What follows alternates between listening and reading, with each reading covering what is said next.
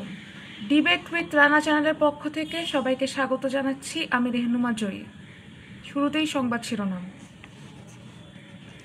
117 বছর বাঁচার রহস্য কি? শুনছিলেন সংবাদ শিরোনাম, এবারে বিস্তারিত।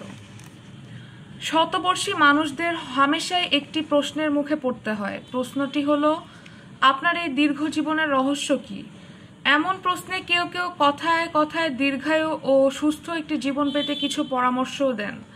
কিন্তু শুধু কথায় নয়, বৈজ্ঞানিকভাবে এই রহস্য উদ্ঘাটনের চেষ্টা করেছেন গবেষকরা। কিছু মানুষ কেন অন্যদের থেকে বেশি দিন বাঁচেন? তাদের জিনগত গঠনে কি বিশেষ আছে? রোগে ভুগে যখন মানুষ প্রতিনিয়ত প্রাণ হারাচ্ছেন, তখন কেন তাদের এসব রোগ হয় না? যদি কোনো রহস্য থেকেই থাকে, তাহলে তা কি অন্যদেরও দীর্ঘজীবী হওয়ার ক্ষেত্রে কোনো সাহায্য করবে? উল্লেখিত এমন বহু প্রশ্নের উত্তর মিলবে সম্প্রতি প্রকাশিত একটি গবেষণা নিবন্ধে। গত বুধবার যুক্তরাষ্ট্র ভিত্তিক চিকিৎসা সাময়িকী সেল রিপোর্টস মেডিসিনে নিবন্ধটি প্রকাশিত হয়েছে।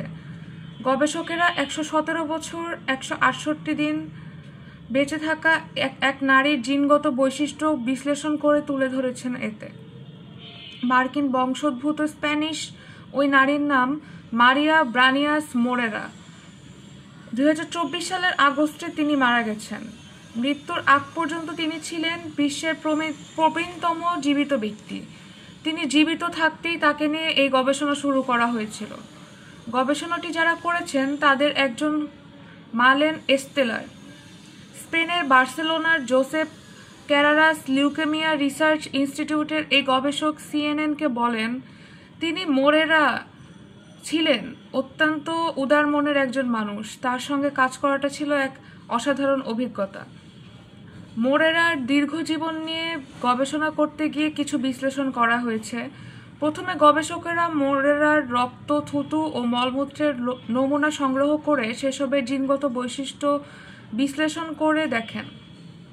এরপর আইবেরীয় উপদ্বীপ অঞ্চলে জন্ম নেওয়া আরও 75 জন নারীর জিনগত বৈশিষ্ট্য সেসবের সঙ্গে মিলিয়ে দেখা হয়।